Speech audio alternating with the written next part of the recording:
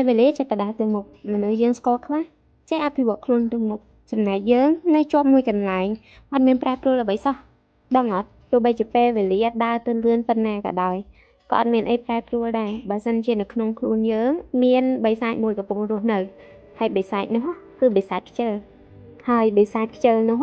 តែងតែបន្សល់ដានជើងឲ្យយើងដើរតាមជារៀងរាល់ថ្ងៃ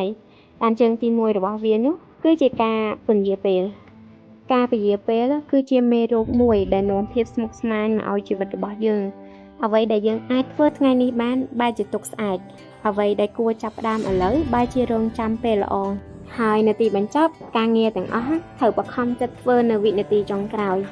ដូច្នេះទោះចង់ឬក៏មិនចង់ក៏ដោយលទ្ធផលការងារគឺប្រកាសជាអត់បានល្អដូចអ្វីដែលយើងបានយកចិត្តទុកដាក់ធ្វើតាំងពីដើមមកនោះទេ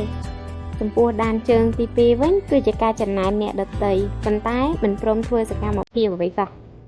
សុខចិត្តយកពេលទនេរបស់ខ្លួនឯងហ្នឹងទៅវិភាគការជោគជ័យរបស់អ្នកដទៃប៉ុន្តែបែរជាមិនព្រមអភិវឌ្ឍសមត្ថភាពខ្លួនឯងនោះឡើយគេជោគជ័យដោយសារតែគេខិតខំប្រឹងប្រែងចំណែកយើងវិញមានថ្ងៃជោគជ័យទេបើសិនជាយើងមិនព្រមអភិវឌ្ឍសមត្ថភាពខ្លួនឯងដានជើងទី3គឺជាការរកលេសខ្វះពេលខ្វះលុយខ្វះឱកាសតែការពិតគឺខ្វះការសម្រេចចិត្តក្នុងការចាប់ផ្ដើមទៅវិញទេមនុស្សជោគជ័យមិនមែនព្រោះគេពូកែជាងអ្នកទេគេគ្រាន់តែធ្វើអ្វីដែលអ្នកមិនចង់ធ្វើជាបន្តបន្ទាប់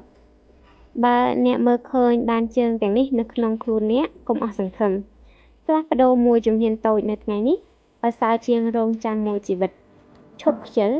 ហើយចាប់ផ្ដើមដើរទៅរកក្តីស្រមៃរបស់អ្នកភាពជោគជ័យ